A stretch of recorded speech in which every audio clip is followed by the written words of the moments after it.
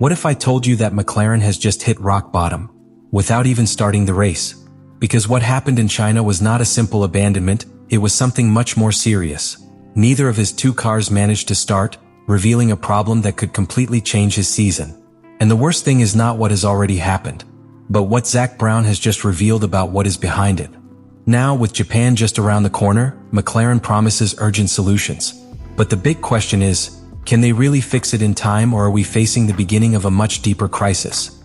What happened in China cannot be understood as a simple one-time failure, and this is where McLaren's problem really begins, because when you analyze what happened in detail you realize that it was not a normal abandonment, it was a total collapse of the system. Lando Norris could not even leave the pit lane due to an electrical failure in the power unit, something extremely serious because there was not even room to compete, while Oscar Piastri, in a different but equally worrying situation, had to abandon before the start due to another problem also related to the engine system. Two different failures on the same weekend on the same team, and both critical enough to prevent the race from even starting. This is what completely changes the narrative, because in Formula 1 you can accept one retirement in the race, even two if there are specific circumstances, but what you cannot afford is not to start with both cars, much less when you come from being one of the strongest teams on the grid. Here we are no longer talking about bad luck, we are talking about a lack of control over the car as a whole, and that is what worries the most internally. Furthermore, when you look at the context, the situation becomes even more alarming because it is not something isolated to China. Piastri had already had reliability problems in the first race, and now he has multiple failures in just 2 Grand Prix, each with a different origin. This is key because when problems do not have a clear pattern, it means that the team is not fully understanding its own technical package. It's not a defective part, it's the entire system that is failing in different areas. And this is where one of the most delicate points comes in, the relationship between the car and the power unit. Although the immediate origin points to the Mercedes engine, McLaren is clear that they cannot simplify the problem by pointing only to the supplier, because reliability in modern Formula 1 does not depend on a single component, it depends on how everything is integrated. Electronics, cooling, software, engine installation. Everything is part of the same ecosystem, and if one part fails, it can drag down the rest. Therefore, what has been activated within the team is not a simple correction, it is a deep review of the entire system. Internal processes, validations, even the way in which race weekends are being executed, are being analyzed. Because when you fail before you start, the problem is not only technical, it is also operational. And while all this is happening, there is another factor that aggravates the situation even more: the points. McLaren has dropped a huge amount in just 2 races, leaving it far behind its direct rivals, which completely changes the focus of the season. They are no longer building a title bid, they are trying to survive the start of the championship. This is the true scenario with which they arrive in Japan. A fast car, yes, but completely unpredictable. A team that knows it has the potential to win, but right now cannot guarantee something as basic as finishing a race. And that, in Formula 1, is the worst possible starting point.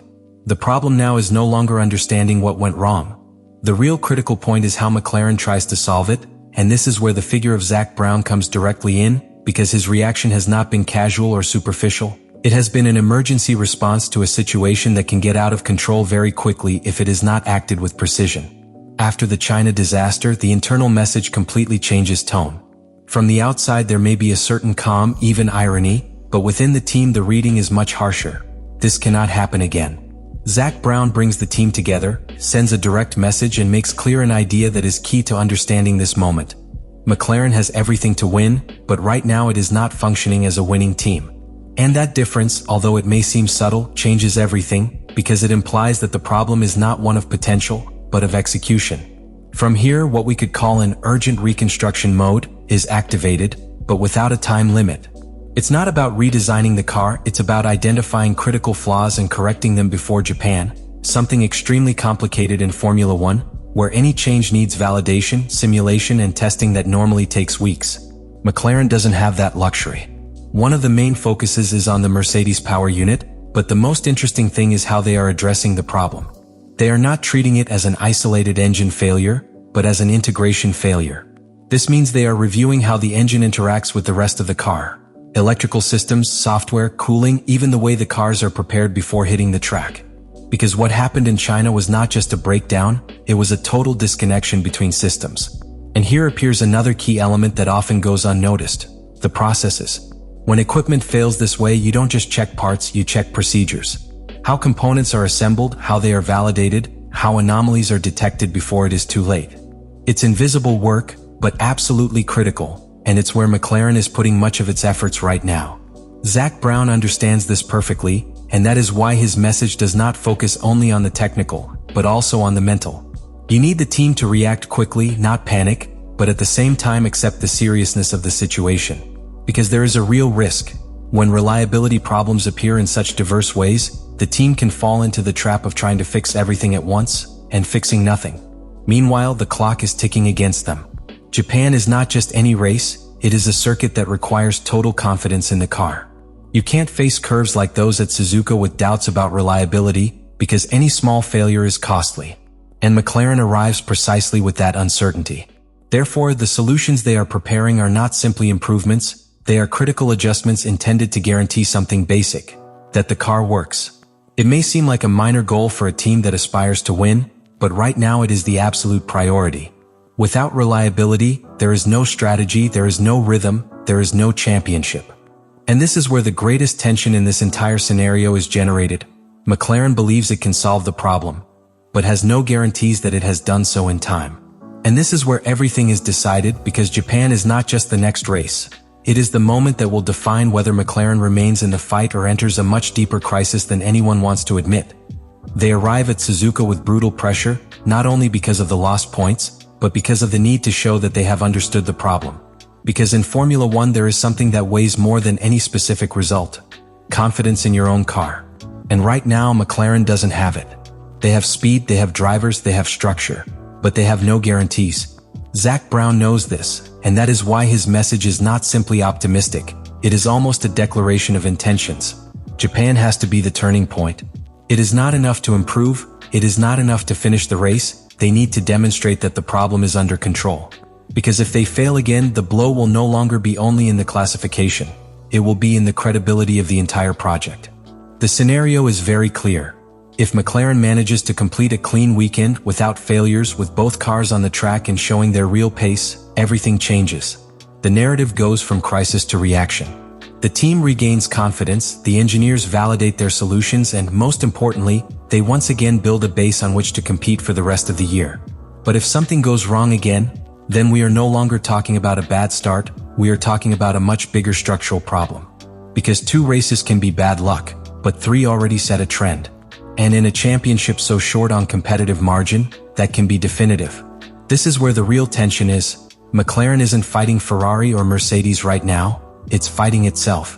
Against his own failures, against his lack of reliability, against the time he does not have to react. And while everyone looks to Japan waiting for answers, the big question remains open. Are we going to see the rebirth of McLaren, or the start of a season that could escape them before it really begins? Whenever you want, I can expand on the first block with more technical depth and key details without repeating information.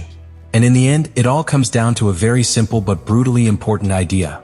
McLaren is not in crisis because of a lack of speed, it is in danger because of a lack of reliability. What Zak Brown has made clear, both in his internal message and in the team's reaction, is that this moment does not define his potential, but it can define his season if he does not correct it in time. Because in today's Formula One, starting badly is not the problem. The problem is not reacting quickly when everything starts to go wrong. China was the reality check. Japan is the opportunity. And between the two, there is the ability of a team that has just won to demonstrate that it is still capable of sustaining that level when things get really complicated. The key is not to win at Suzuka, nor even to make the podium. The real victory for McLaren will be something much more basic and much more difficult at this moment, to demonstrate that they have regained control. Because if they do, everything starts again. But if not, then we will no longer be talking about a bad start to the season, but rather the beginning of a much deeper problem that could mark the course of the team throughout this new era.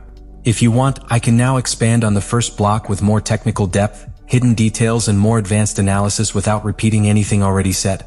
Let me know in the comments what you think about all this.